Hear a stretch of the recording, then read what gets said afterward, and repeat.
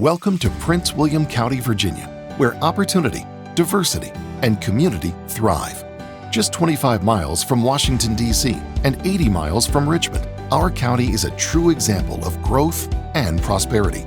As the second largest in Virginia and the 10th most diverse in the nation, we are a vital part of Northern Virginia's economic engine. With major highways like I-95 and I-66, plus 2 major airports within 20 minutes, Prince William County is perfectly connected. Our robust transportation network supports a thriving business environment, home to a highly educated workforce and exceptional educational institutions like George Mason's Science and Technology Campus. We're dedicated to nurturing talent and innovation. Whether you're looking for suburban tranquility, urban excitement, or rural charm, our diverse housing options provide exceptional value for every lifestyle. Businesses are booming here with targeted industries in logistics, advanced manufacturing, and life sciences. We're proud to support startups and international companies alike. From vibrant retail districts and cultural events to world-class parks and museums, there's always something to enjoy. We invite you to experience Prince William County, where remarkable opportunities and quality of life come together.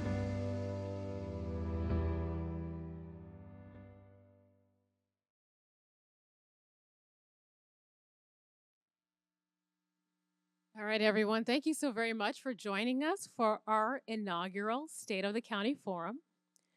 I always like to begin by thanking audience members because there are so many things you can do at your time. There are so many places you can be. But you've come out. You've come here because you care about the community. And for me, this forum is part of my commitment to be transparent, to be open, to make local government accessible to all. So before we begin, we have a number, and I'm honored again. We have a number of elected officials who have come out and joined us tonight. We have Vice Chair of the Board of County Supervisors and Potomac District Supervisor Andrea Bailey.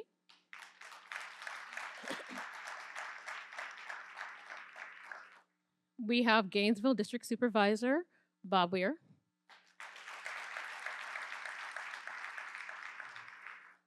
Neabsco District Supervisor Victor Angry. Occoquan District Supervisor Kenny Bodie. Woodbridge District Supervisor Margaret Franklin. I am very delighted to have Congressman Suhas Subramanian of Virginia's 10th District, and he's going to come up a little later to speak, to give us a few words.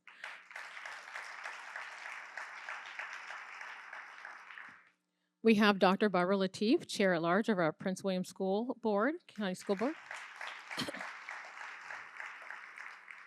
Mayor Ernie Porta from the town of Occoquan.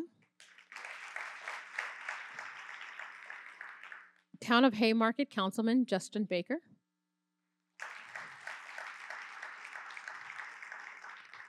Town of Quantico Councilwoman Nadia Majid.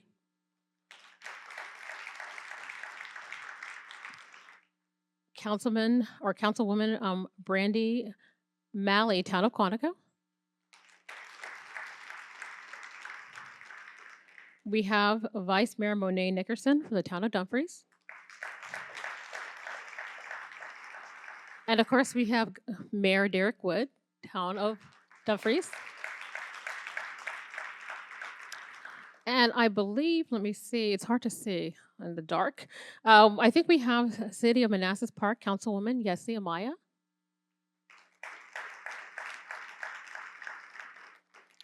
We also have Tanya Talento from Senator Mark Warner's office. And Dr. Latanya McDade, Superintendent of Schools. We also have our Chief Executive, Mr. Chris Shorter. And before we get started, I am very happy that Congressman Subramanian has accepted our invitation, and I just want to have him come up to say a few words.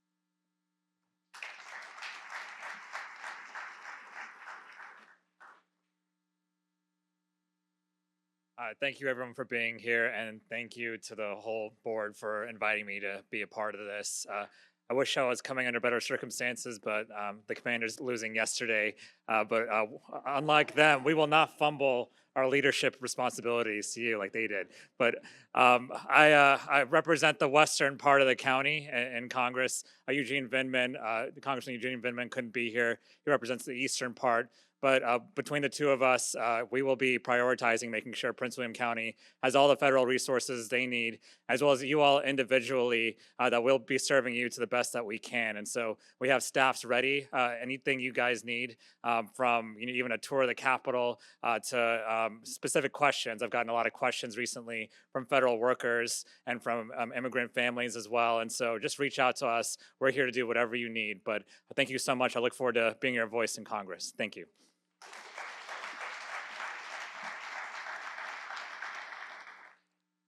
Full disclosure, I am a Dallas Cowboys fan.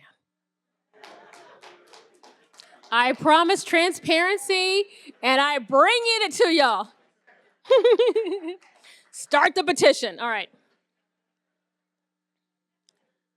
One of the things that has been very important to me is making sure that we fully fund our schools. Education is our most important investment. And I am proud of the budget that we passed last year that gave schools an extra $23 million.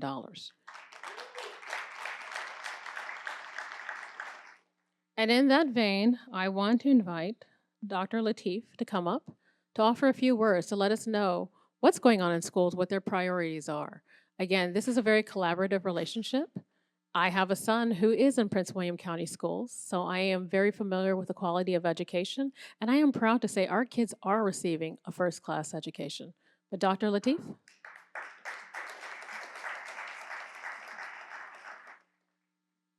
Madam Chair, thank you. Thank you very much for this opportunity to present. So greetings and good evening from me and the Prince William County School Board. My school board members are not able to be here tonight because most of them are in Richmond. Today is our lobbying day for the Virginia School Boards Association meeting, so we're down in Richmond asking to see more of our tax dollars come back from Richmond back here to Prince William County for you all.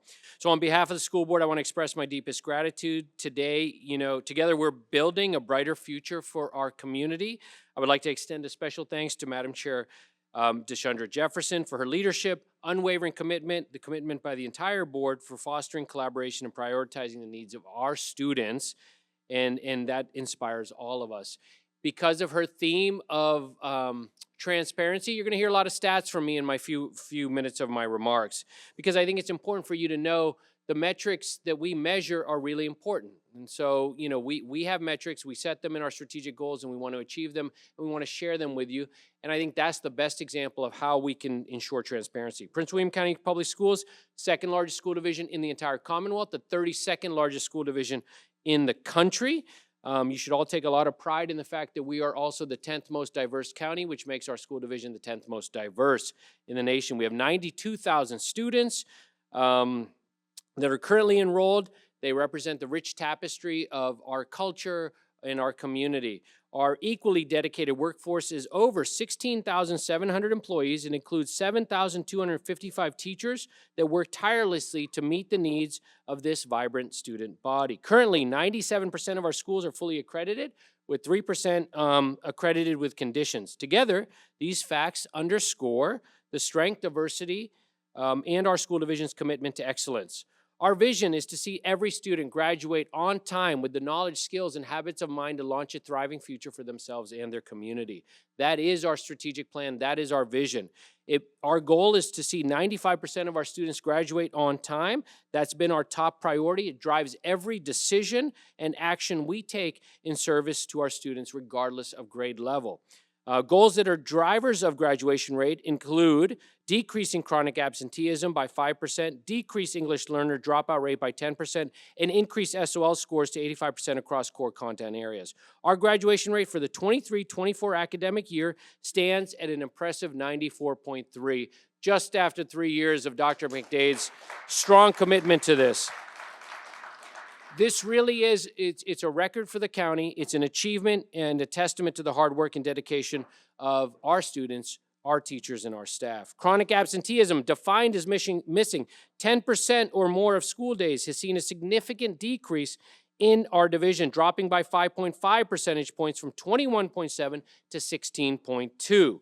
This improvement reflects the dedication of our schools and staff to tackling attendance challenges. In fact, 55 out of 95 schools reduced their chronic absenteeism rates by 5 percentage points, with 7 schools achieving over double digits. SOL scores these past few years have required a Herculean effort coming out of the pandemic, with a strategic charge in each department and school continues to be a top priority. And as you can see, our investments are paying off. We have a 75.8% pass rate in reading, 74.9 in writing, 72 in math, and 65 in science. Over the 2 years, Prince William County Schools has seen a notable increases in performance in students by students with disabilities and English learners. So our toughest groups, where we have the biggest challenges, have made dramatic improvements, as has the entire school division. We do not sacrifice a dollar or a moment or an opportunity for any student. If you're a BC student, we want to see you become an AB student. If you're a student with disability, if you're a student who has special needs, if you're a student with English learners, we are going to provide the resources to every single one of them. That is the charge that Dr. McDade has put on the school board. That is the charge the community demanded in the strategic plan, and we believe we're delivering on that charge. The 2024 Climate and Culture Survey highlights the strong and consistent levels of family engagement and trust within our school community, and over the past 3 years, these levels have remained steady and in the high 80s.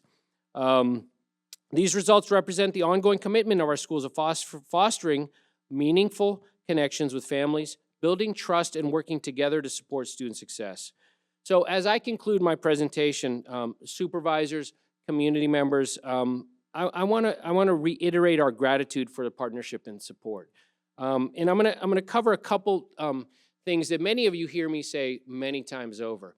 In the last 7 years since I became chairman of the school board, Prince William County, when I took over on the school board in 2017-18, was ranked the 27th best school division by niche rankings in the Commonwealth. Last year, this past October, we hit 14th best in the Commonwealth. We made dramatic improvements after Dr. McDade came, and we put together a strategic plan that is based on the commitment and the communications that we reached out to all of you. You all, many of you have communicated to us on what you'd like to see in our schools. We are about to launch our next strategic plan. We're going to be coming back to you for what you want to see in the schools. I want to tell you that since I took over in 2017, teachers are making 61% more dollars, in real cash, than they were making in 2017. That means if you were a teacher that started in 2017, you were making $60,000. At the end of the academic 26-27 school year, you'll be making $97,000. We believe that's the largest raise for teachers anywhere in the nation in the same period of time. And in the 4 years that Dr. McDade's been here, it was a 41% increase. So it has been an incredible jump. And we've implemented a collective bargaining agreement. But look, folks, we couldn't do this without Chair Jefferson, without the Board of County Supervisors' commitment to education. They have committed to that. So I just want to wrap up. You know, we have on the website, you can see our State of the County slides and all the success we've had. We find success in sports. We find success in the stages, in the auditoriums, in the debate rooms. Our students are achieving at the highest levels. You see the articles in the papers about it. We're getting more coverage. We're getting more press.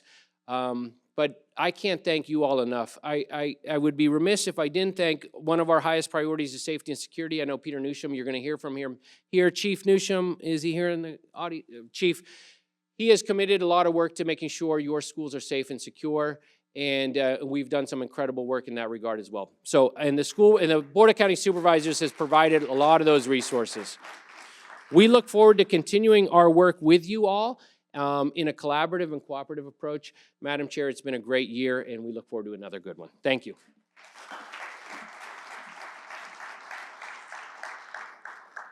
Now, I do apologize. I did miss. We do have a member of the school board, member Erica Trednick from Brentsville.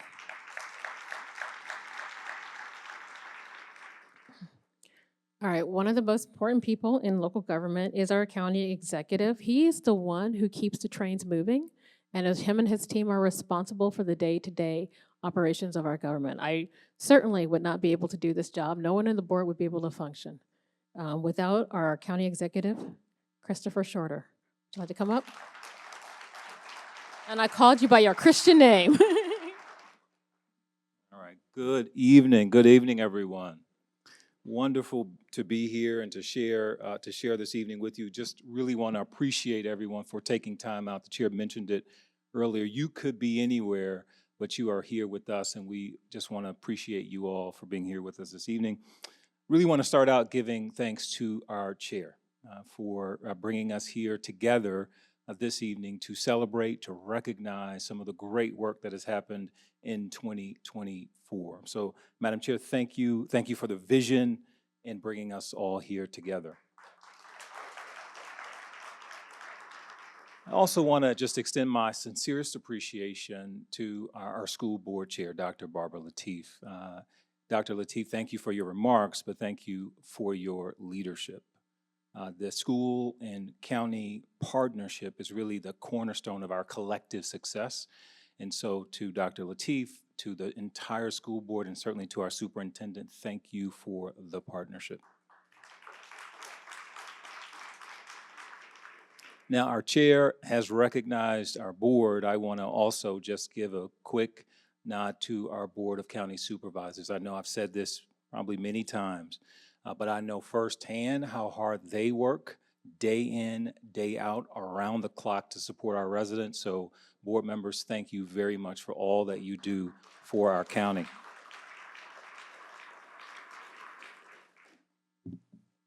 I'd like to recognize also the county's staff who are here with us this evening, our deputy county executives, Dan Alexander, Elijah Johnson, Michelle Attreed. Thank you for all that you do. Thank you for your leadership. Wade Hugh, thank you for being here this evening.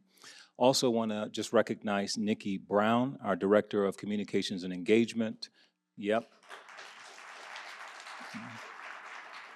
Maria Burgos, our Equity and Inclusion Chief, and our Chief Transformation Officer, Lisa Madron. Lisa, thank you. This is the team that supports our county. They support me and they support our board. Thank you all for your leadership here in the county. It means the world. I also want to just recognize our department directors, chiefs. In fact, if you all would just stand up, all of our directors, our leadership team. Excellent. Thank you all very much. So this is the team they are the team that keeps our county moving. They are the heartbeat of our government organization, and they mean the world to us. So thank you all leaders. Thank you leadership team for all that you do here in Prince William County. As I stand before you this evening, joined by the chair, I am filled with immense pride. Pride in the strides our county has taken to make this past year what it was. The accomplishments that we will talk about tonight certainly reflect the dedication of our board, the innovation of our county's leadership team, and the hard work of the incredible staff that make up our county organization. One strong indication of that dedication to our collective success is the continued commitment to not deviate from the practices that place Prince William County in an elite class of municipalities maintaining bond ratings of AAA from all 3 credit rating agencies. Now, this is a distinction that only 48 other counties hold nationwide, and a measure that less than 1% of the roughly 19,000 local governments that make up within our country that they have achieved. This is a huge accomplishment, and we continue to do it over and over again. This commitment also extends to our taxpayers and the board's decision to raise the computer and peripherals tax rate to the highest possible rate and lower the real estate tax rate from 96 cents to 92 cents. Yes, that deserves a round of applause. This is one of the lowest rates in Northern Virginia. These decisions have led to several significant investments. We've heard about the investment in education. This transfer that the chair mentioned earlier represents one of the largest single transfers that we have ever made in terms of the transfer from the county to the schools. So thank you, board, for the decisions that you make around education and prioritizing education in our county. 2, an investment in workforce housing, allocating over $30 million from FY24 through FY29 to a housing trust to promote the construction of, thank you very much, to promote the construction of workforce housing units in the county, as well as creating a team within our housing and Office of Housing and Community Development to focus our attention and innovation on the development of much needed affordable housing in our county. 3, an investment in young people. So we've talked about education. I'd also say that the board voted last year to support the Northern Virginia Community Colleges workforce development initiatives. Yes. Creating also an Office of Youth Services to provide positive youth development opportunities for young people who may be disconnected. 4, an investment in the nonprofit community. During the adoption of the FY25 budget, the board reauthorized the county's Community Partners Program and included a 3% increase for existing community partners. The board also added $250,000 to the budget to fund new one-time community partner applicants and push for the program to be redesigned to ensure that more organizations receive the financial support needed to serve our community in areas where we are needed most. Yes. Now, for this effort, we stood up a community-led selection committee to support the effort.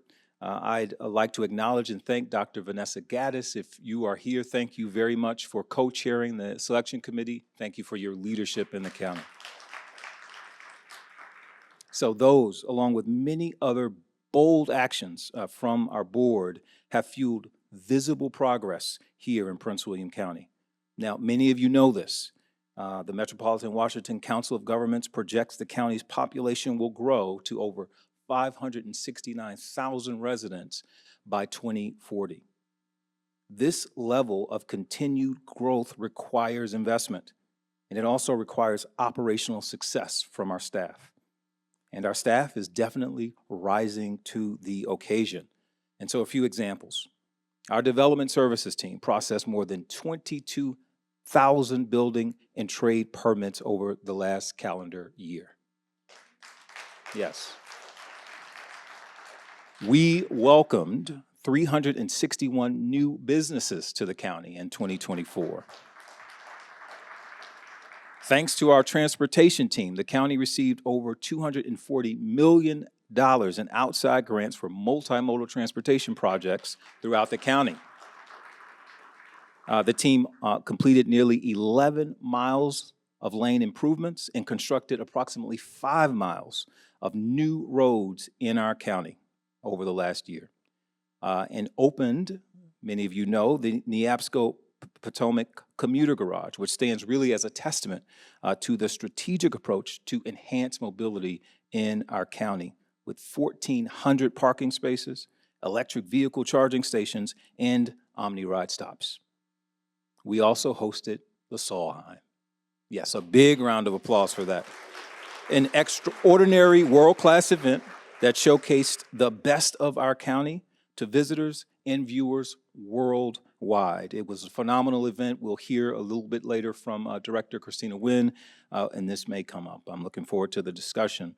To support the local workforce and opportunities for employment, our human resources team hosted 2 career expos in 2024.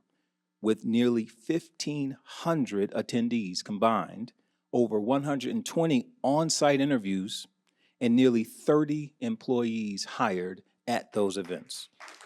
Yep.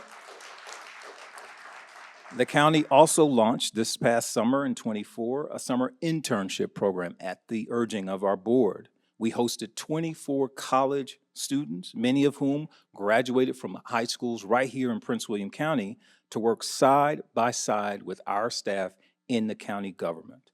It's a big deal for our students. It meant a lot for our staff, and it's a great recruiting tool to invite our young people back. Now, as many of you know, we also invested in areas to maintain and improve the quality of life in our community, to include libraries, parks, environmental sustainability initiatives, public safety, pedestrian safety, capital projects, and infrastructure. And I'd also like our leaders and teams being called on, and this is a big one for me. Our teams, our leaders are being called on by jurisdictions across the country, and certainly here in the Commonwealth, to serve as industry experts and provide support to other jurisdictions. One absolutely amazing example of this is our Fire and Rescue Department's Swift Water Rescue Team. This team was deployed last year to support flood victims from Hurricane Helene in Southwest Virginia, and our team saved lives. Big round of applause to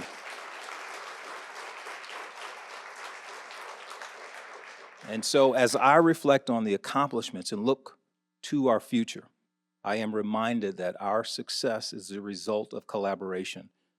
Recognizing that services and needs transcend boundaries, we prioritize building and maintaining strong cooperative relationships that ultimately benefit all our residents and businesses. And with that, I'd like to also recognize the efforts to enhance collaboration right here in our community and thank our cities, our towns, and partners like Prince William Water for their continued partnership. Now, thank you. Now, in a moment, you'll hear about even more achievements and accomplishments from last year from county agencies participating in tonight's panels. I must say that these highlights are just a few examples of the amazing work that has been done here in Prince William County. We are certainly dedicated to delivering an exceptional customer experience for everyone we come in touch with the first time we come in touch with them. And as we move forward, we remain focused on the initiatives that address the needs of our growing community. We are eagerly anticipating the opening of the Crisis Receiving Center in 2025 a vital resource for addressing mental health crises that occur in our community. The development of our strategic plan, the upcoming adoption next month for our strategic plan 2025 through 2028 reflects one of the most inclusive strategic planning processes that this county has had in its history. Yep. This plan will certainly provide measurable results and a roadmap to align resources and guide priorities. With anticipated adoption next month, it will help shape our vision for a thriving and inclusive Prince William County. These initiatives, among others, embody our values of inclusion,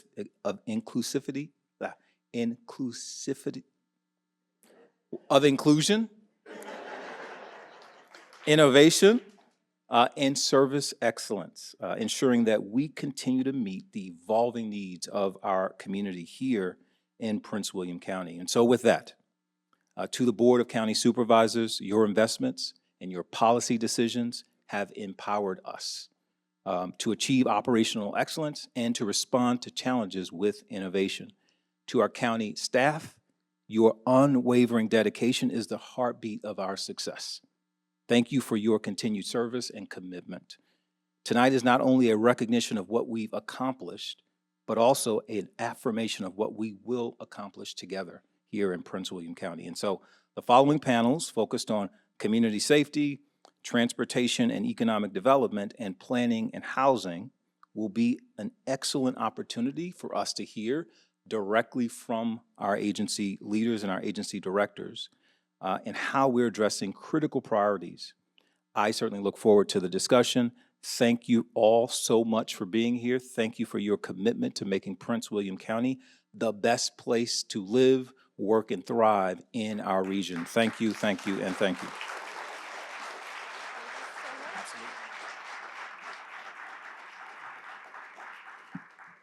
And thank you so very much. I mean, we have worked very hard to come together as a board and to make sure that we are prioritizing the needs of all of our residents. Our next panel, as Mr. Shorter noted, is going to be our community safety panel.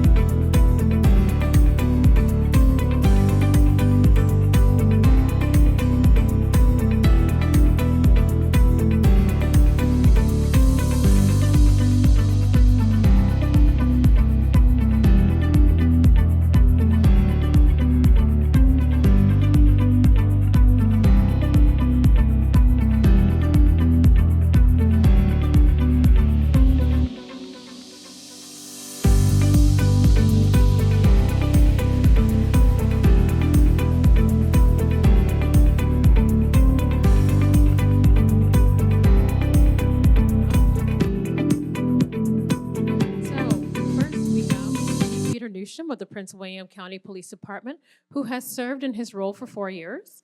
Next to him is Chief Thomas LaBelle of the Prince William County Fire and Rescue Department, who has served as chief for 1.5 years. And we have Dan Alexander, who is filling in for us. He is one of our CXOs, and he's a deputy county executive for a safe and secure community. And he is celebrating 3 years this weekend. Thank you all.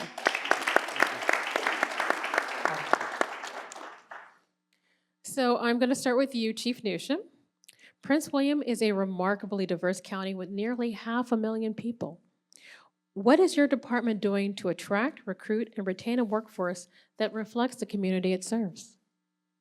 So first of all, thank you, Chair Jefferson, for holding this event. I think it's an outstanding idea, and I'm very honored that you asked us to come and to speak to you tonight. And so on diversity, you heard from our earlier speakers that Prince William County is the 10th most diverse county in the country, the most diverse county in the Commonwealth. And I believe, and I've always believed this, that the police department should reflect the diversity of the community that they serve. And you can ask me, and I have been asked this question, yes, that's worthy of a round of applause. I've been asked this question before as, well, why does your police department need to reflect your community? And I always think of two really good reasons. I'm sure there's several. The first is I think every child in Prince William County ought to be able to look up and see a police officer who looks like them. I think that's critically important for us for recruiting and retention and those kinds of things, and the relational piece of that, where folks can relate to their police department. The other part of it is the fact that I have in my career received all kinds of training, cultural sensitivity, diversity training. I've been in policing for a little over 35 years now. The best training that I received as a police officer on cultural competency was sitting in a police car for several hours with somebody who wasn't like me. And I want our police department to have that shared experience. I will tell you a little bit about how we are making some progress in this area. We've hired over the last 2 years 178 new police officers in Prince William County. That's a round of applause. 21% of those new hires are women. It really should be a lot more than that, but the national average for law enforcement agencies runs a little over 13%. So at 21%, we're doing better. We're not doing as good as we should with less. 53% of those hires were from underrepresented groups, our African American community, our Hispanic community, and our Asian community. Yes. And 16% of those folks were fluent in Spanish. So that's 28 additional certified Spanish speakers in Prince William County. And so we're making progress. This takes a lot of work. We've been working at it for 4 years, and we're going to continue doing it until this department reflects the community that we serve. Thank you. Chief LaBelle, we've seen significant growth in our population across the county. And obviously that means demand for emergency services continues to rise. How is the department adapting to meet the increasing call volume and addressing staffing needs and retention within the department? Well, thank you very much. I would mirror Chief Newsham's words. I think this is a wonderful event, not only for the community, but also for us as department heads to be able to talk to people and find out what other departments are doing as well. The community is very quickly growing. From a fire department standpoint, we take a look at a couple of different metrics. One is obviously the number of calls. We're well over 55,000 calls per year at this point. But we also take a look at how long it takes us to get to a call.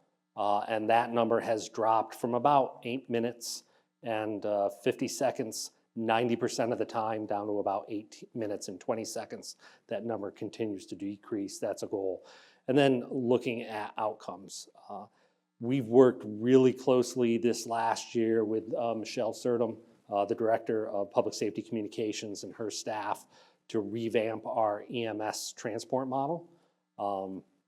We were very lucky in 2024 for the board to support collective bargaining and part of that agreement recognized the unique education and work of our medics. However, we're also overutilizing our medics. And so we've reorganized how we respond. We've dropped some of our calls will get a basic life support transport now rather than ALS, but two things have come about from that. One, the amount of time it takes us to get a medic to patients has dropped dramatically because we don't have them running all over the county on all calls. They're going to the calls they should be going to.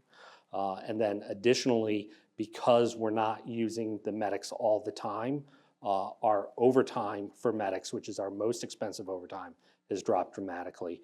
And it has also freed them up to participate in other things. I do have to point to Mr. Shorter's earlier comment. Our water rescue team, who I'm incredibly proud of, actually saved 24 human beings.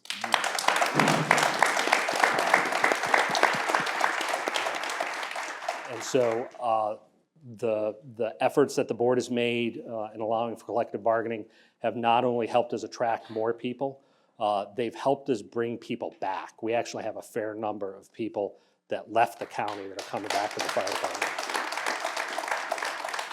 And then on top of that, we have a program that we run, wonderful partners in the school system, our cadet program. We had 20 high school students graduate this last year. Of that 20, we've hired 5 straight out of high school.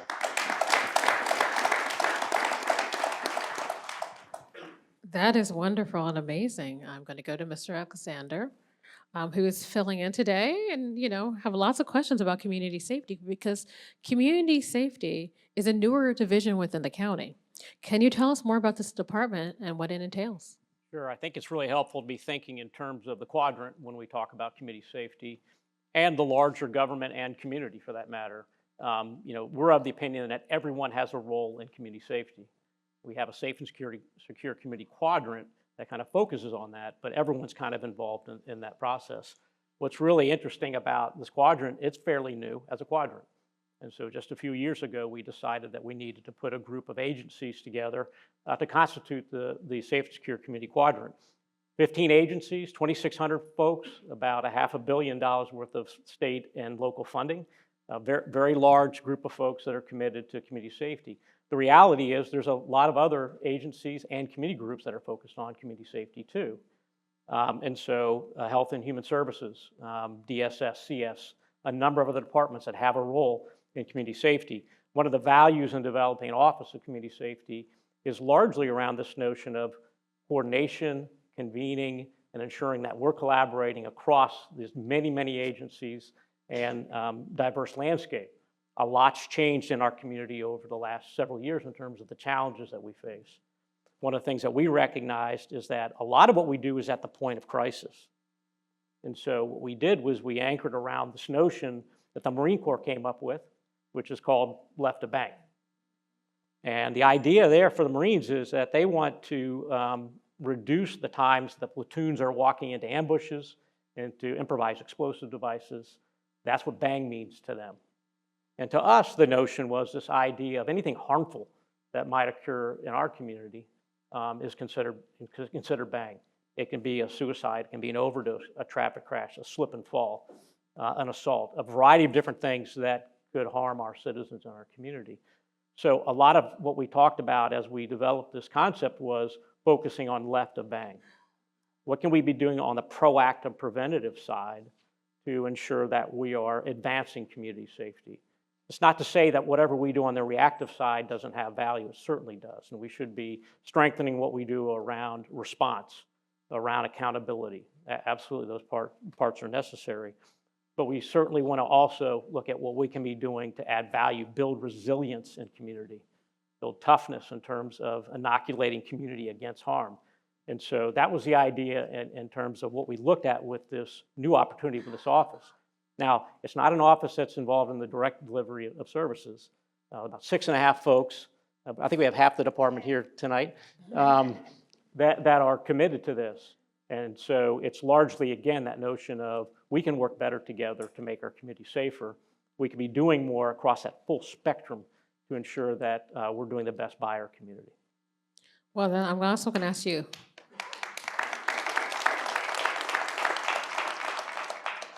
What are some concerns that you've heard from the community about community safety, and how have you addressed them, Mr. Alexander? Yeah, so a significant part of the front end of this work in Office of Community Safety was engagement. That's a key area of focus for us. And engagement has to occur at every point of this process, meaning identifying the problem, working through solutions, accountability around what we're doing. And so engagement is absolutely key. So a lot of the work we've been doing up front has been involved in that, listening sessions, walk and talks in areas where we know we're having problems in community. And being, again, heavily focused on the engagement piece. What we heard a lot about were some things that we naturally would think of as being concerns in community. Traffic safety, mental health that we've talked about earlier, opioid misuse, community violence, gangs and human trafficking, among a variety of other concerns.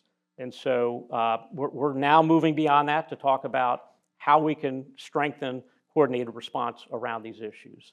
And so the police department's done an excellent job with the REACT team and the work that they do on community problem solving. We're looking at doing a better job of case management for individuals that need help, areas that need help, and ultimately working through that process to ensure from beginning to end that we're being accountable around solutions and coordinated response. That's a big, big focus for us. And so over time, we're going to look at how we manage initiatives, how we go through the process of engagement, data, evidence-based decision-making, and then accountability. And so that's kind of been our focus up to this point. And again, you're a new one, so I got to ask you a few more questions. How can the community help advance the community safety initiative? Well, a big part of that, again, is going to be paying attention to what we're doing largely around engagement. So we have PwC Works that's currently up and running around the community safety initiative, that whole program that we mentioned earlier. We're going to continue to do the listening sessions. We're going to go ahead and at some point start pushing out more data around the work we're doing. And we want folks to be aware of that, have more transparency of what's happening in community. And so that's going to be an opportunity for community to see that. So there's going to be a lot of engagement, a lot of information. It's going to be two-way in terms of how we're doing that work. But I think there are a couple other things that struck me recently and struck all of us recently. One of the things that we'd ask community to do is be good neighbors. We had the snow events that occurred recently, and what government was doing for folks around that. Well, what are we doing for each other to a large extent? So, I think there's definitely an opportunity for us to look out for each other, point people in the right direction, get people the help they need. And then we're going to continue to promote, some of the things that we've been talking about all along, like see something, say something, right? We're not going to give up on that notion that our community is the best and first line of defense when it comes to community safety. So again, it's all going to circle back to community in terms of how we're engaging, and we need the community to be partners with us as we go down this journey with us. All right, I'm going to go back to fire. Again, call volume. How is the department working with community partners to reduce overall emergency call volume and improve health outcomes in the county? So we took a big sort of step back in 2024 and started to take a look at our communities, particularly from a mobility standpoint. And so we put together several programs in this last year where rather than waiting on citizens to come to us for fire and injury prevention information, we actually went out into the communities and had what we called pop-up sessions where we would just bring crews together, career and volunteer. A lot of people don't know we're a combination fire department. We have both volunteer and career workforce and engage directly with the citizens. But as part of that process, we did a fair amount of research looking at social vulnerabilities and specific needs within that community so that we were making sure we were bringing the right information forward to that community. And then on top of it, we held our first annual community expo and had a little over 2,000 people attend during Fire Prevention Week at the county complex. So that's probably the biggest sort of standard fire prevention outreach. Then on top of it, we were able to reorganize and create a EMS operations branch this last year. And so that branch really started to dig into issues of injury prevention. And then we were able to put together a short test period of a community coordinated cares program that allowed us to take a look at, rather than just responding to residents and then bringing them to the hospital, and then going to see them again in another week. We went in and worked with some of the other agencies here today to make sure that they were getting the right resources that they need. Mr. Alexander has often said that we recognize that, and the police department's done a great job, that the back of the police car is not always the best place to help a citizen forward. Neither is the back of an ambulance. There are much better ways for us to serve our citizens.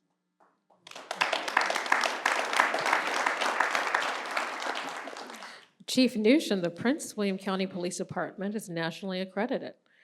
Can you tell us exactly what that means and what are the benefits of being accredited? Yeah, I can. So, we've been accredited since 1987. Sometimes when I tell folks that, they don't know. I heard Dr. Lateef a little bit earlier mentioning the accreditation over at the school, so I know you know what accreditation is. I know the superintendent who's sitting beside you, I know she knows. And I know there's others in the room that know what accreditation is, but really what it is, it's really meticulous oversight of everything that you do in your operation. So when I talk about the chiefs who preceded me, this police department's a little over 50 years old. The chiefs that preceded me did an outstanding job of building a solid foundation for this department, and one of those was ensuring that we were accredited. The Board of County Supervisors has done a really good job of funding the agency, and that's why our agency is in such a good place. And so what happens with regards to accreditation, one thing is they're continually reviewing our policies throughout the police department. Anyone who's familiar with policing knows we have a voluminous amount of policies that we have to abide by. The other thing that it requires is that we do regular audits of just about everything that we do. And we share those audits with the accrediting agency to ensure that they align with best practices across the country. One of the things we should all be very proud of here in Prince William County is that we have what's called a Tri-ARC accreditation, and what that means is police department operations is accredited, our Criminal Justice Training Academy is accredited, and then I see Michelle Surdam over there from the Office of Public Safety Communications. They are also accredited, and there's only 24 agencies across the country that have that Tri-ARC accreditation. And the one last thing I'll say about people will be, well, why is it important? Most important thing we do in policing is establish trust. And people can look at our agency and they can trust that they have an agency that's aligned with best practices. Love that. Yep. And starting with you, Chief Newsham, what are your biggest priorities for the coming year? So I didn't get a chance to talk about 2024, so if you'll beg my pardon, I'm going to go over all these great things that happened in 2024 because I have the stage. So, the worst thing that can happen in our community is a homicide. What a homicide is, it's the unnecessary loss of a life to violence. We all know what a homicide is, and it's horribly tragic. But the Prince William County Police Department's Criminal Investigations Division in 2024 closed 100% of their homicides.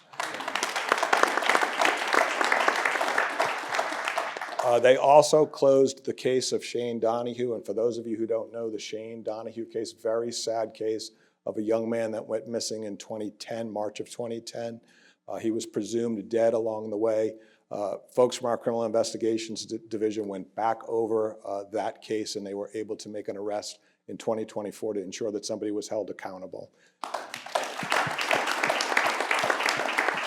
At our Animal Services Center, and some folks forget that we're very fortunate that we have an Animal Services Center within the police department. We hired a veterinarian.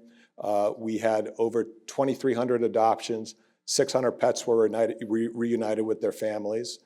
We provided, and the county executive talked about this, we provided security at the Solheim Cup, which was an awesome event. And by the way, we won, US won. And that Robert Trent Jones Golf Club is it's amazingly beautiful. We held our inaugural Women's in Law Enforcement Summit. We hosted 20 interns during the summer. Our Forensic Services section was accredited, and so was our peer support team. We added a new electric vehicle to our fleet. We acquired 2 bloodhounds. Yes, awesome. Help us find folks that are missing. Dory and Sadie are on the team. I have some pictures in my pocket if you want to see them later. And then we attended and participated in multiple community events, our Community Day, National Night Out, multiple coffees with a cop, the Trunk or Treat at Halloween, Santa Cop, which is a really awesome event where we collaborate with the schools and we get some underprivileged kids and we take them out shopping with the police. Awesome. Last but not least, in 2024, we did a myriad of events with the Special Olympics folks. Every year we have our torch run in the summer, and then we do a polar plunge in the winter. And the reason I bring that up, anybody in the audience who wants to jump into the Potomac River on February 15th, I can't see you because of the light, so who's volunteering for that? We would love to have you, and it supports a great event. The Special Olympians come out to Leesylvania State Park on the 15th, and we would love to have you. So, All right, Chief LaBelle, the heat is on. Yeah, no pressure.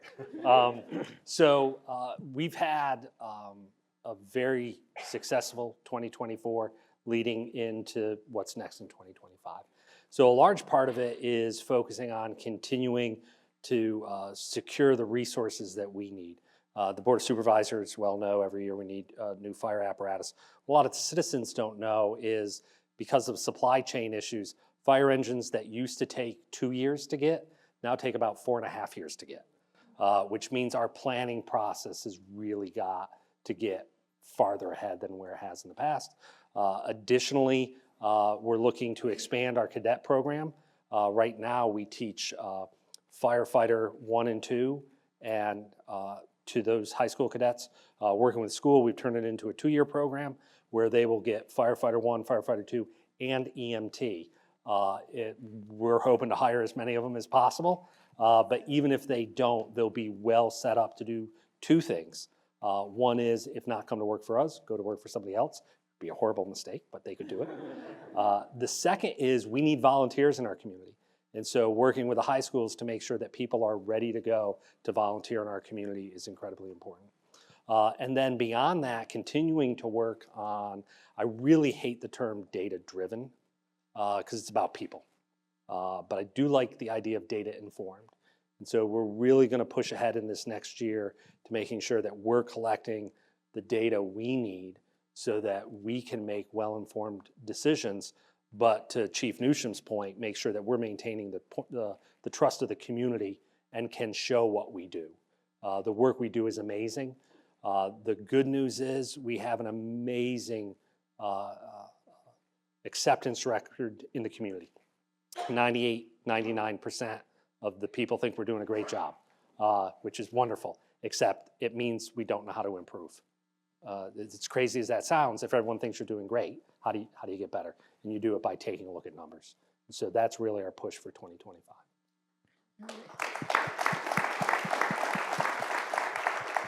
Mr. Alexander. Did these guys leave us time, Chair?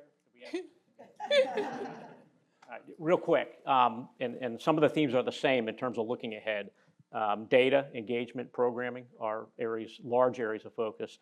The county exec mentioned earlier, and it was mentioned by others earlier, we have a strategic plan coming our way. So a lot of what we needs to be aligned, what we're going to do needs to be aligned to what we're doing around strategic planning. But thinking about data, we talked earlier about pushing out some public-facing data dashboards and allowing folks to see kind of where things are going across the different disciplines.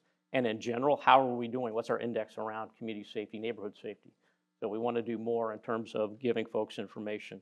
We've established and are going to continue to leverage our Community Safety Advisory Committee, a group of folks that really care about our community and provide us feedback on how we're doing in the areas of focus for our organization.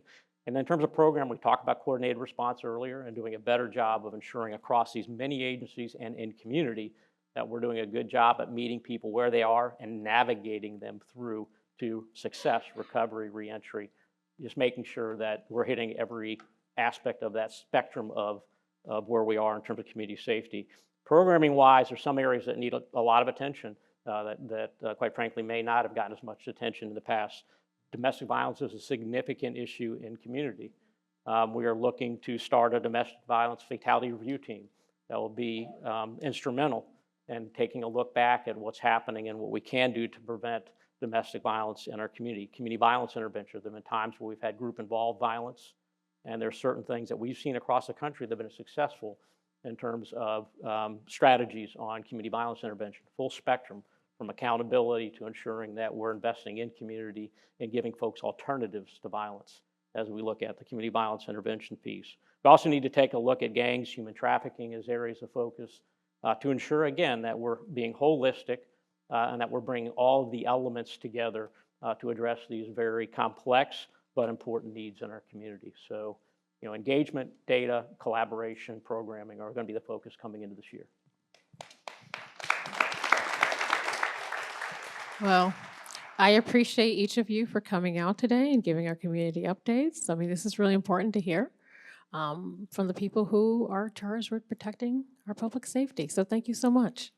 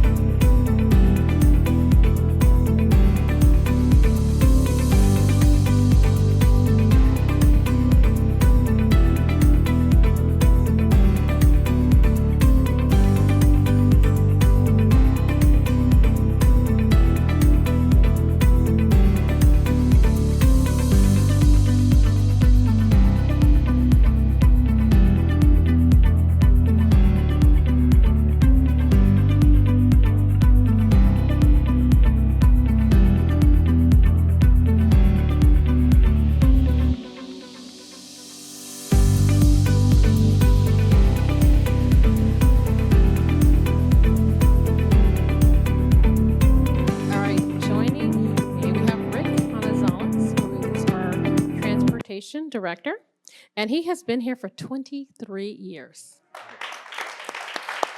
So he started when he was 10. And then we have Christina Nguyen, who is our Director of Economic Development and Tourism, and she has been here for 5.5 years.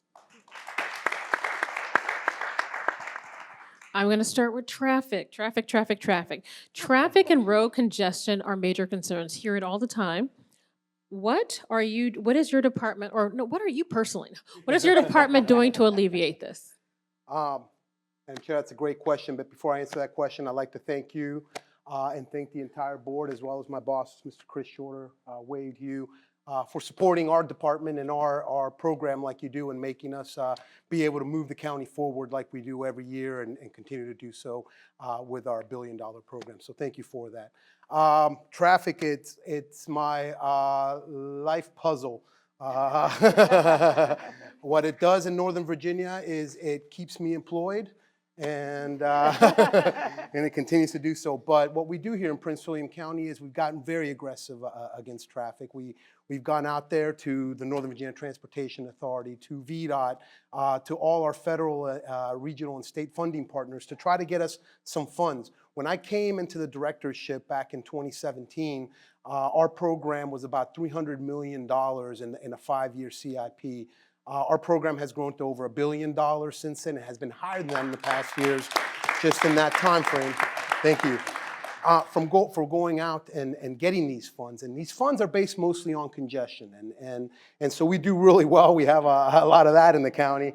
But we have been very lucky to receive, just this year, as the county executive mentioned earlier, about $250 million in grants. So $250,000 in grants in 1 year is an amazing show for a county. It continues to grow our program, and we continue to try to move forward. But congestion has to be dealt with in a very comprehensive way, and we have to look at this very multimodal. We work with the planning office with our comprehensive plan in order to make it not only work for the roads and the cars that are trying to get around, but trying to improve our transit system, our pedestrian system, our bicycle system for those people around us that need to get around, to have alternatives and be able to ride the train to work or take the bus to where they're going that day, or be able to get in their car and be able to hop on a street that they know will not be congested. So we look at a comprehensive approach, and we try to approach it that way when we go out for these grants that I speak of, these things that I do.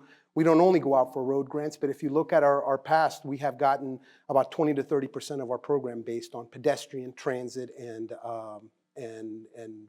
bicycle improvements. So that actually is kind of leading to the next question.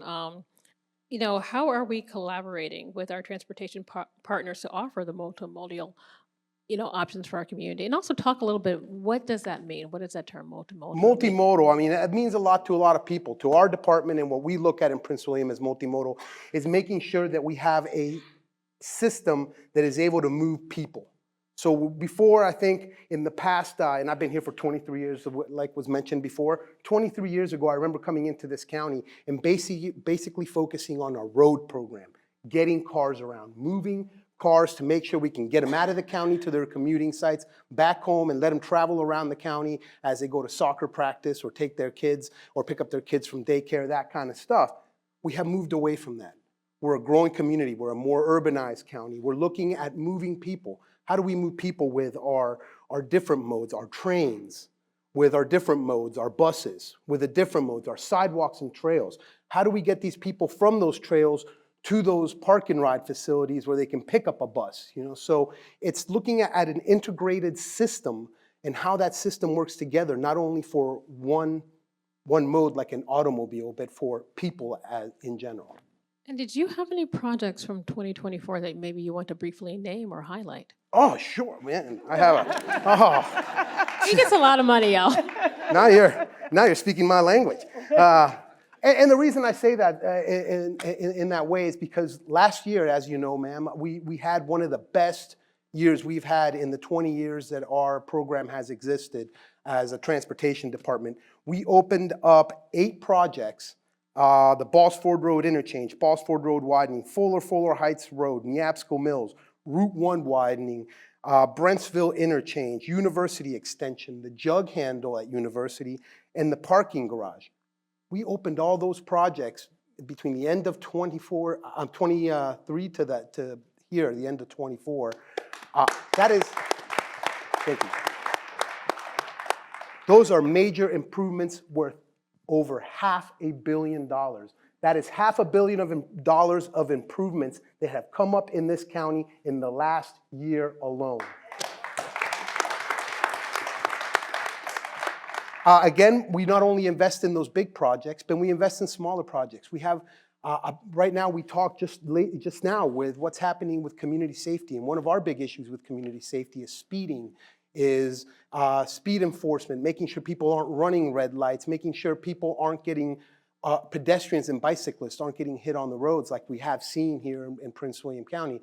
So with that, we have started an automated enforcement program where we're looking out at speed zones, and we're putting speed cameras up at schools, making sure that people stop at red lights by putting red light cameras, and making sure that we change that behavior. This is not something where we're trying to collect from people. This is something where we're trying to change the behavior of our drivers to make sure that they understand we're in a multimodal system and they have to make everybody safe.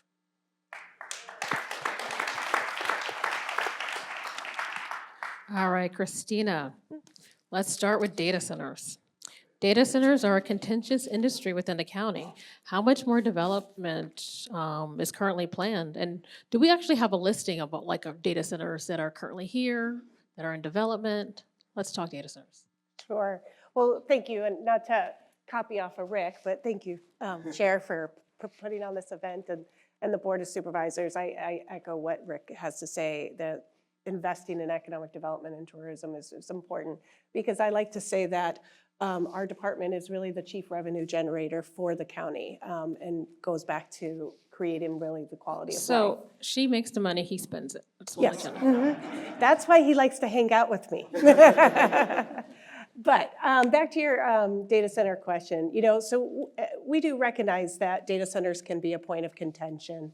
But I think that as we're working together, at the end of the day, we're committed to really making sure that the economic benefits of the data centers are really balanced with the concerns of the citizens. And so together, we all really have, the same goal. We all want Prince William County to be the most amazing community to work, live, and thrive. And so it's really crucial for us to, approach these discussions with, mutual collaboration between industry, government, and the residents, so that we can really move forward. Now, regarding your question in terms of how many data centers we have, what do we have a list, et cetera, et cetera. So if you would indulge me for a minute, let me take you back 20 years in time. And so think about it that the leadership and a lot of the staff actually were not here 20 years ago. Data centers were designated a targeted industry by Prince William County, and it meant that that was an industry sector that they had identified that they wanted to go actively recruit and promote. And they went so far as that in 2016 that they created the overlay zone, partially to help manage and control the growth and direct it, but also as an incentive to help make locating data centers in the county easier. At that time, Loudoun County was really the only one that was having a lot of activity, and Prince William County, they wanted to really get in that game. So think about this for a second. Prior to 2016, our first data centers happened in the 1980s. We had maybe about 12, 15 buildings, about 1.5 million square feet. Our systems, in terms of how we track information, which EnerGov is the main county internal system, is really built to increase the communication between staff, inspectors, and the applicant as plans are going through the building review process, right? It's meant to schedule inspections and check to make sure that the applicant has put in all their information and et cetera. That's what EnerGov was done. So 20 years ago, when these data centers started coming in, no one, I think, had the foresight that two monumental events would happen. 2020, we had the pandemic, and it fueled the data center industry because we were all shopping online, and we then all have turned to this hybrid workforce where, how many of you have been on Teams meeting today? 5 meetings, 10 meetings, all of those things require the data centers. But the second is what we're coming up on right now, which is the surge of machine learning. That is said to be unlike any industrial revolution that we have experienced globally. And that is what is driving the growth. So, go back to EnerGov. I don't think staff at that time had the forethought to actually program and enter the data center information in that system, knowing that we would have this growth. So what happens is that the information was not put in it in a way, it was not built to actually count how many data centers are actually under review or maybe have been permitted. We have a really good handle on what is existing because of the real estate tax assessment database. And so right now, as of June 2023, we've got about 9.7 million square feet, a couple more million under construction, about 48 buildings. That's of June of 2023. But the piece that we're missing is what is in the development review, what has been permitted, and what is entitled. So Economic Development and Tourism, Department of Development Services, Finance, and Planning, we're going back into EnerGov, looking at how we can clean up this data because garbage in, garbage out, right? So until we can actually get that data in there the right way and catalog, but we're making it so that it's going to be automated so that you can, if you ask staff how many data centers have been permitted or how many data, we'll be able to tell you in real time by running a report.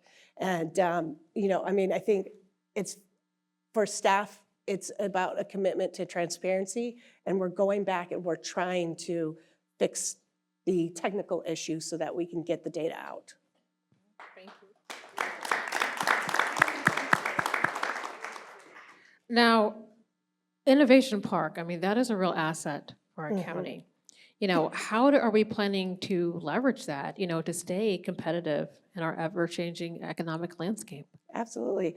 Well, so Innovation Park, it is one of the things that makes it so unique is that back in the 1980s, when the leadership had really this forethought to anchor George Mason University at this park and then really own property so that we could be in control of our destiny and really create an economic engine. And so that is what has happened, and it's been very slow and meticulous. But you know, just last year, I believe there was about $4 billion worth of investment going on in Innovation Park itself, and it's really meant to be that economic engine.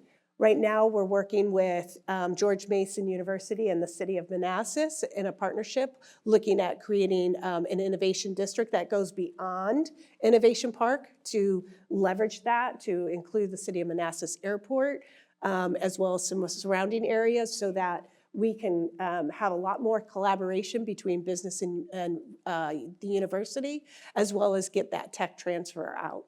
But what I really want to say is that the model of Innovation Park, really the special sauce is the fact that the county owns the land and we can be in control of kind of the destiny so that we are identifying and promoting and looking for projects that align with the comprehensive plan and our strategic plan. And so looking at things like the Landing Town Center, where we're taking kind of that, it's a much smaller scale, but we're taking that same approach to really take control of our destiny with going out for a public RFP process to attract a developer to implement the small area plan in the Landing Town Center. So I want you to take a moment, like brag on yourself. What are some big accomplishments to brag on yourself for 2024? Sure. Oh, okay. Well, I would say first and foremost, if economic development, our chief mission is to create jobs and to increase the commercial tax base. So always at a minimum, I always lead with, again, we had another banner year. 2024, we worked with 51 economic development projects, $2.3 billion in capital investment. 1.5 million square feet of new construction and 1,400 new and retained jobs. So that's, and why does that matter? Is that commercial tax revenue is what goes back and goes into our parks and our schools and so forth. So the more that we're working and attracting those businesses and helping businesses expand, the more that they're helping to offset the revenue really from the residents. The other thing too is that the more that we can create more jobs here in Prince William County, you know, 2 out of 3 of our workers actually leave the county every day to work outside. So we export a lot of our workers. You want to fix the traffic issue? Create more jobs right here in Prince William County. But then just 4 other little highlights, just to kind of give you a variety of the services that we do. Obviously, you heard several people talk about LPGA Solheim Cup. We did host that this year. It is estimated that there was about $21 million of direct spending in Northern Virginia based on that 5-day conference. 73% of those tourists were from out of state. And so that is, and again, that's the best. When you can attract tourism from out of the area, that's all new money into our county because we don't have to provide them services. They're just coming in and spending money. And then 2 other points, small businesses, the backbone of our community. We worked with over 1,000 businesses offering free business counseling, hosted workshops for about 400 workshop attendees, hosted our very first Calibrate Small Business Conference, and with over, I think, several hundred attendees. So just amazing in terms of the support that we continue to grow towards small business. And then last is marketing. We are also your chief marketing A lot of times you won't see a lot of our marketing because we're marketing to people outside of the county. But you may have heard our Make Your Mark campaign that was running on NPR, WTOP, and iHeartRadio. That was actually celebrating a lot of our small business entrepreneurs. And then Travels with Darlie, which, Chair, you were at, which was a PBS that focused on a lot of our wonderful historic and visitor attractions. So just to give you a variety of things that we had. All right. What are your priorities for this year? Oh, yeah. To take a nap. No. No. You know, again, it's always got to be at the backbone of creating jobs and diversifying the economy. When we look at our targeted industries are really, they're a challenge. We have to work at them to attract them. But that's the most important thing for us. The other thing is we've got several studies going underway that were funded by the board. One is an agritourism and agribusiness study. So that's going to look at kind of our rural area and really developing a business development strategy for our rural economy so that we can continue to diversify in a way that preserves our rural and natural historic character. We have a maritime industry study, and then we will be engaging on a target industry study. Another priority is based on that Calibrate conference is that we've worked with our partners over in the libraries, and we're going to be creating the Calibrate Center at Chin Library. And so this will be a small business one-stop shop in partnership with libraries and Magic, and it'll have a maker space. We'll be able to have visiting department members, but also have a lot of our community partner agencies come in, and that's where the business counseling and everything will happen. So.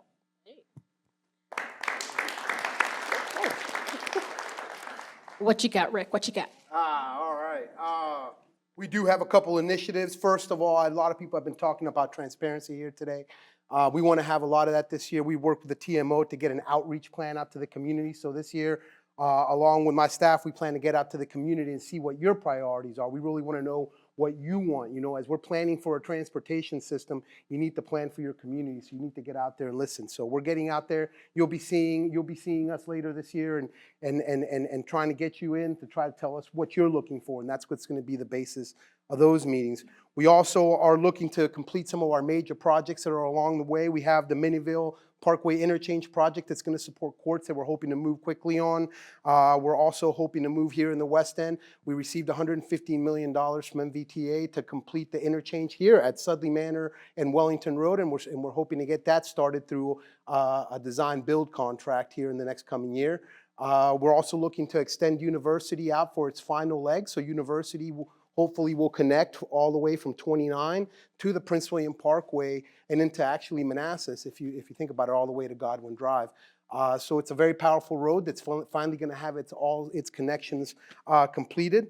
We're looking to also continue to help our community safety agencies, continue to help economic development, continue to help planning and development services, and all the agencies in our quadrants and outside our quadrants to continue to complete their missions along with our missions that we do, what we do with them.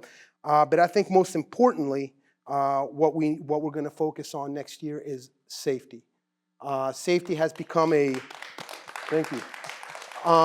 Safety has become a very big issue here in the county. Traffic safety has become a big issue in the county.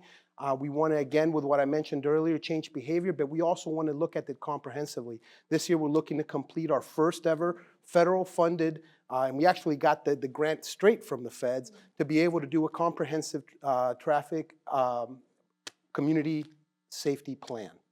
So we're going to look at the entire county and pinpoint the areas where we see safety issues and be able to prioritize them and go ask for funding and be able to get funding for those projects to prioritize the safety of our citizens through our transportation network. So those are that's some of the stuff that we'll be doing this year. So you'll be hearing from us and more to come. All right, thank you.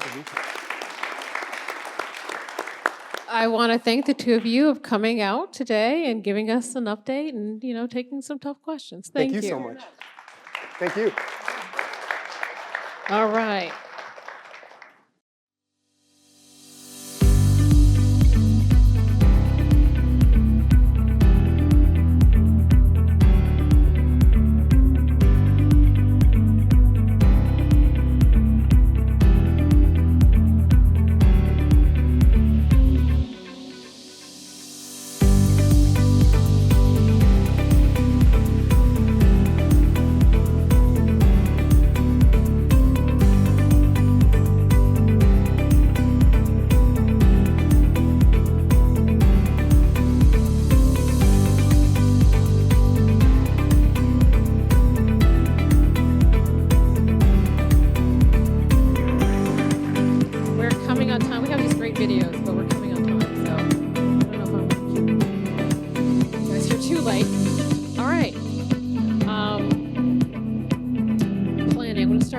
from Cuyahoga County of East Washington. We all know Prince William County is rapidly growing and changing. There is a lot of development interest here.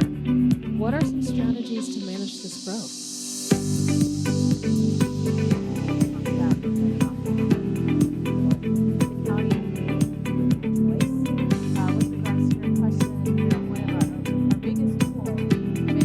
Is our comprehensive plan, the 2040 comprehensive plan that the board adopted a couple of years ago. And that's the updated sort of roadmap for the county to use to really guide and shape all of the development that we're seeing now, but that's to come over the coming years. The comprehensive plan is really, really important. For me as a planner, comprehensive plans are like, what's that? It's not very exciting, but they're actually really, really important because they really lay out a vision for the county's future. It provides guidance on a wide variety of topics like land use and housing, community facilities, infrastructure, transportation, a whole gamut. And with that guidance, that helps to inform all of the work that the planning office does. Whenever we receive land use applications that ultimately go to the board, the first thing we check is the comprehensive plan and what's the guidance for that site. We also have another really important tool, which is small area plans. We have several small area plans that have already been adopted, and we have several that are already in the queue that the board has asked us to do, and we're looking forward to continue to create more small area plans. And those are really important because that's where you can take that broader comprehensive plan vision for the entire county and bring it down to specific communities and to create tailored strategies that really take into account the particular needs, the particular context of different parts of the county. Every community is not the same. Every context, every neighborhood is not the same in a county, and so you can't apply a one-size-fits-all everywhere. But with a small area plan, you can work with the community to really come up with a great set of strategies to really shape what's going to happen in that community in the future. The other important tool is our zoning ordinance. The zoning ordinance, though, it really is a tool.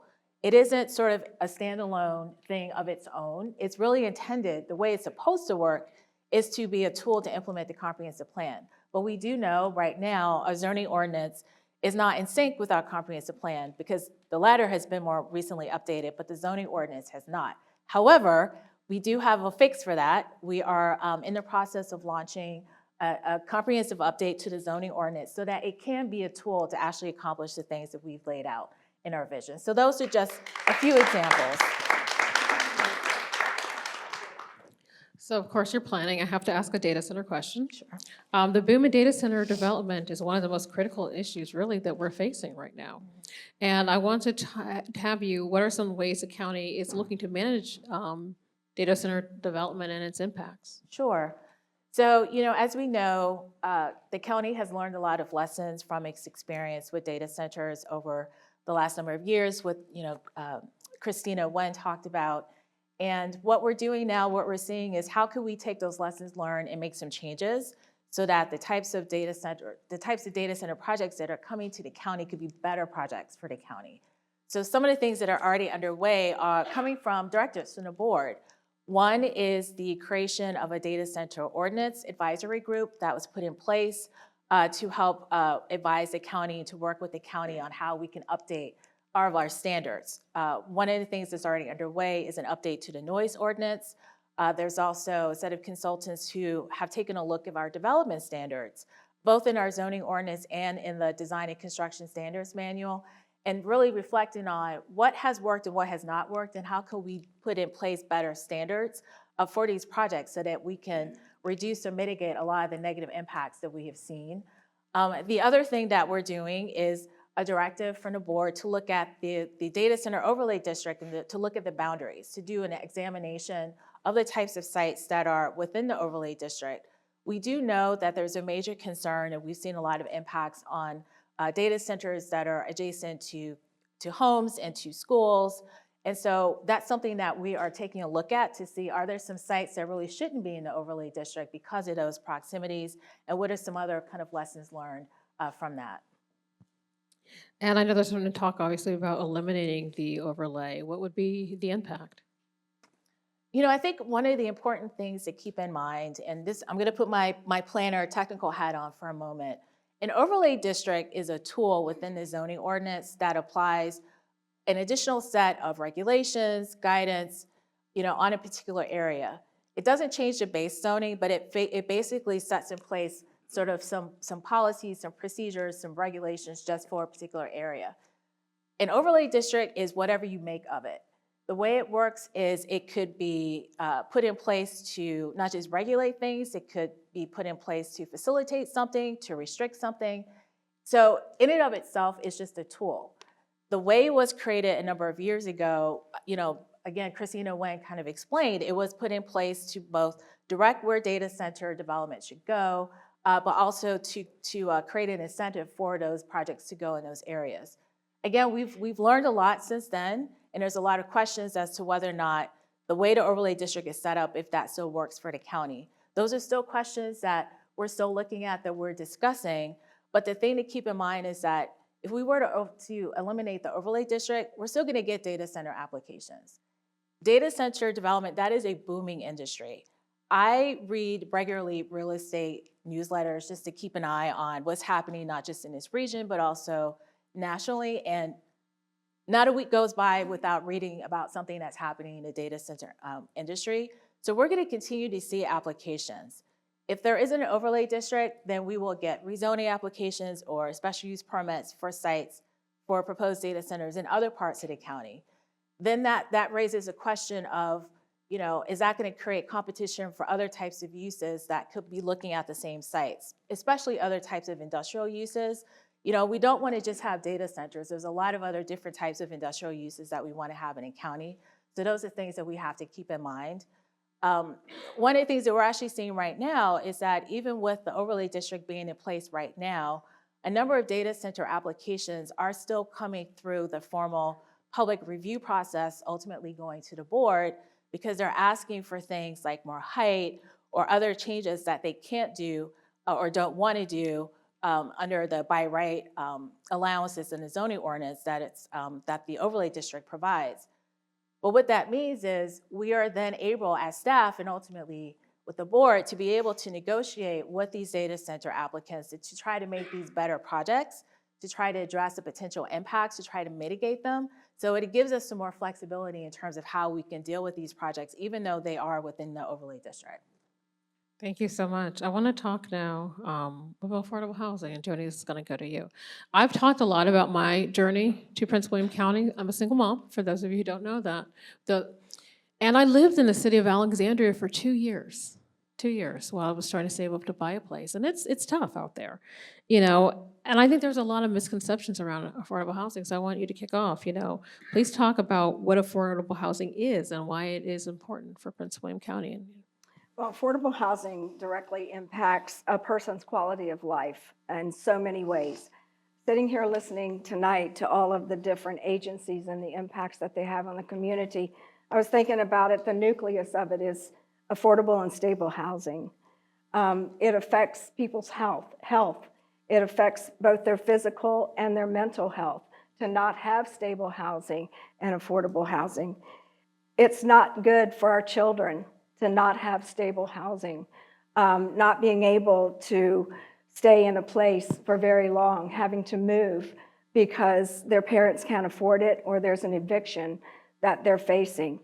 That doesn't allow them to be able to participate in school activities, sports, to make friends, to have those childhood friendships that we've all made in school, because these children have to move around so much. Also builds sustainability of communities. It encourages social connections. It attracts new businesses. It promotes new job opportunities, and it even helps to lower the crime rates when people are invested in the communities that they get to stay in for not a very short period of time. It also promotes diversity. Through the creation of communities, it invites people of all types of social, economic, educational, professional, cultural backgrounds, and that's how we build communities. And then that also lessens the opportunities for segregation, where because based on who you are or how much you make, this is where you should be living, instead of giving people opportunities to live wherever they would like to live.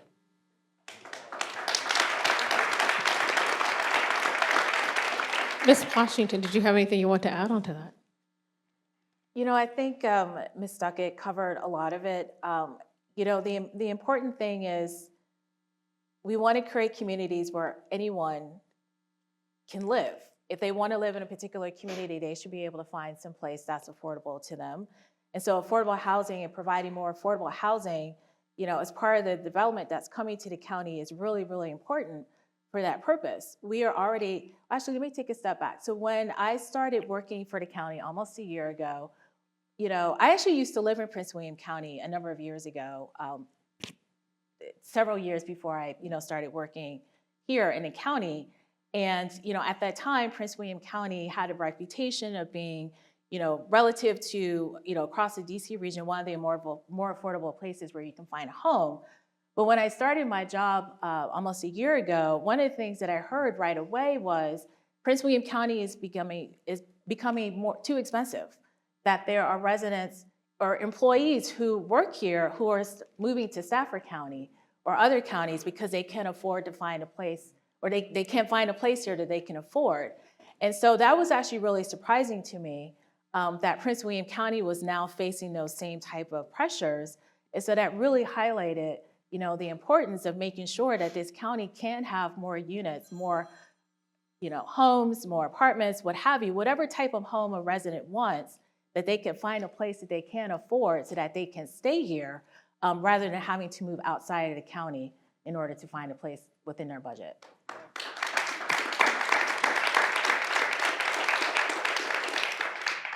And Joni, can you tell us a little bit more about what your department does and how people can find out about the services that you offer? I can tell you a lot about our department, what we do. How much time do I have? We have a very robust housing program.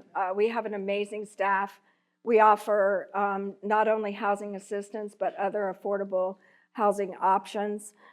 We have our largest federal program that is funded is our Housing Choice Voucher Program. You may have heard of it as Section 8. So we have a lot of vouchers. We have a lot of voucher programs that we use, special vouchers that serve, all of our programs serve our very low and moderate income households in our community. Our special vouchers assist elderly, disabled, our veterans. So we work really hard to try to meet the needs of all the people in the community. We also have state vouchers. Our state vouchers are also for a special population, and they allow us to have both tenant-based and project-based housing for persons in the community. We also administer through Northern Virginia Regional Commission our voucher program for persons with AIDS, so that we are meeting the housing needs of all the people that we possibly can. We also, in our community development department, we administer a program, very robust also, is our neighborhood housing rehabilitation program, where that helps us to help people to stay in their homes. Our average rehabilitation project is $122,000. It promotes health, safety. It also assists with ADA modifications, energy efficiency, so that people that are of low and moderate income that cannot afford to make those rehabilitation items on their home can through our programs. It's for owner occupied. We also assist our first-time home buyers. This is a program very dear to my heart. We assist down payment and closing for low and moderate income families. Our average assistance is $104,000. That per household to help build these communities and have that affordable housing and that stability for families. We were very fortunate. I know I asked for more money, and I actually got more money this year. For our Virginia, we are allocated funding through the Virginia Housing Authority, and that money helps with lower interest rates for first trust financing. We were allocated $6 million in 2024. We spent the 6 million. We asked for 8 million in 2025. We have just about spent all of that, and they gave us another million. So we have 9 million that we're using. All right, what are your biggest priorities? And does that include asking for more money? Yes, it does. Well, I'm really excited about the affordable dwelling unit division this year. That we've been working housing development services, planning. It's been a real ride.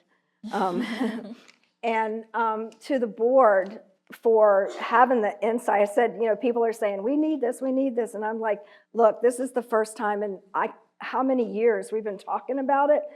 We've got something tangible on paper. We've started with something. So that's really exciting. And that the board has allocated money for the trust fund. So my division, we are opening the new division, the affordable dwelling unit. Been talking with developers and other people in the industry to try to gain that knowledge and do it the right way. I know that the board is taking their time.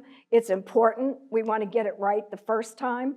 We want to make it work for the community. We want to make it work for all the people that we serve. So I appreciate that. And we're getting there. We're going to get there. We're almost there.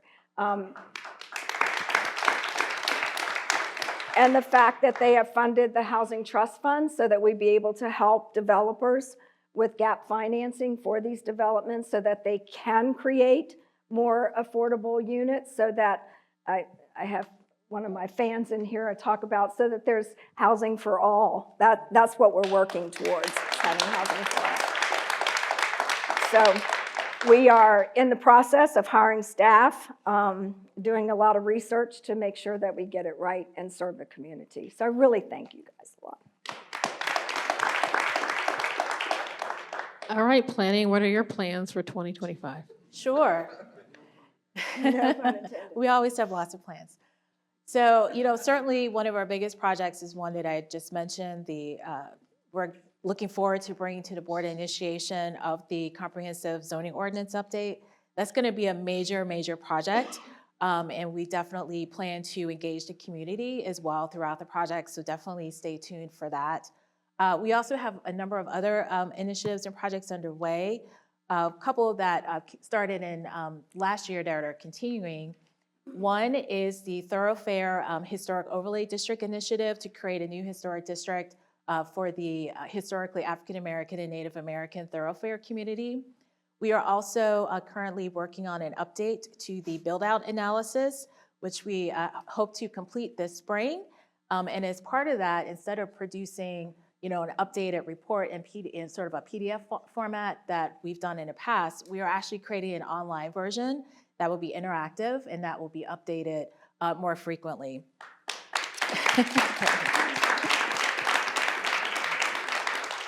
We are also working on a sustainability and resilience integration into the comprehensive plan. That will be a comprehensive plan amendment, but it'll actually be a very significant initiative that will help to integrate the county's community energy and sustainability master plan, but also as a way for us to have better guidance so that we can have more sustainable and more resilient development in the future. And we also are working on sort of some internal efforts as well, really doing a comprehensive look at the entire land use entitlement process. We actually started that last year, and we've already started to make some changes, both internally as well as working with applicants. Something that we actually sort of created as a new expectation last year is an expectation for all land use applicants for rezoning, special use permits to conduct community engagement before coming to a public hearing. That was something that wasn't really being done consistently across all applicants. So we set out that expectation last year, and just a few days ago, we just released some guidelines on community engagement to really help advise applicants on how they could do that engagement. It's just really intended to make sure,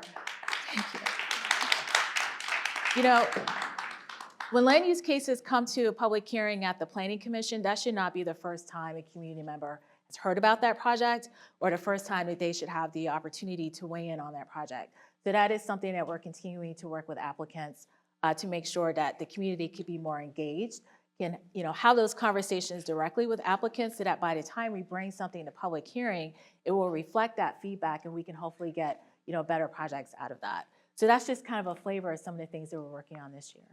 All right, thank you, ladies, so very much. Thank you.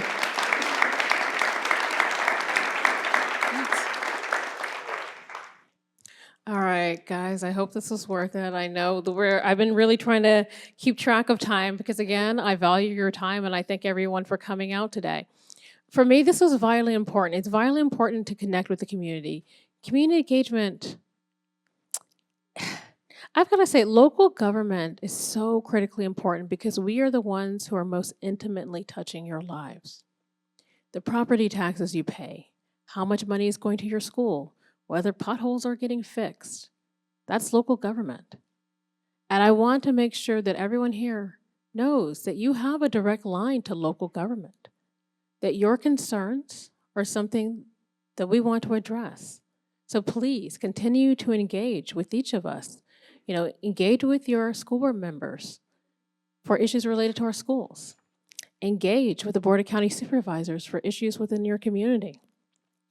So again, thank you all for coming and joining for the inaugural event. This is something that I hope to repeat. I hope that we, take tonight's, feedback from tonight and that we continue to grow.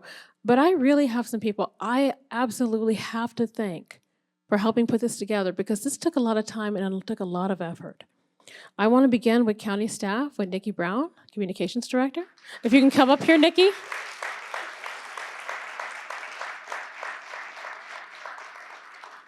I don't know where she hid. We have, she'll be up here. Shane Sears.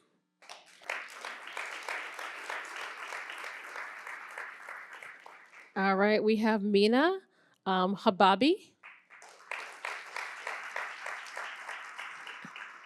All right, come on up. I don't know where the rest of your compatriots are. They're hiding. Some of them are up there. I know they're still working. Hunter Ekval.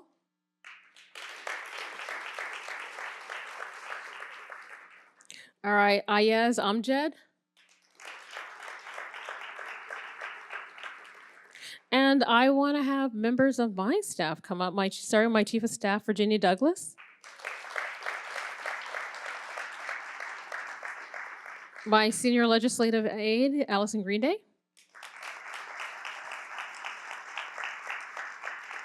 My Communications Director is not present, but I'll name him, Eric Parker. I have my Executive Assistant, David Kennedy. And Langston Carter, who grew up in this community and handles community engagement. I want to thank each of you for all of the hours and the work that you put in to making this run as smoothly as you can. I hope I didn't disappoint you too much. But I also want to give another round to all of our panelists, everyone who participated today. If you could all stand up.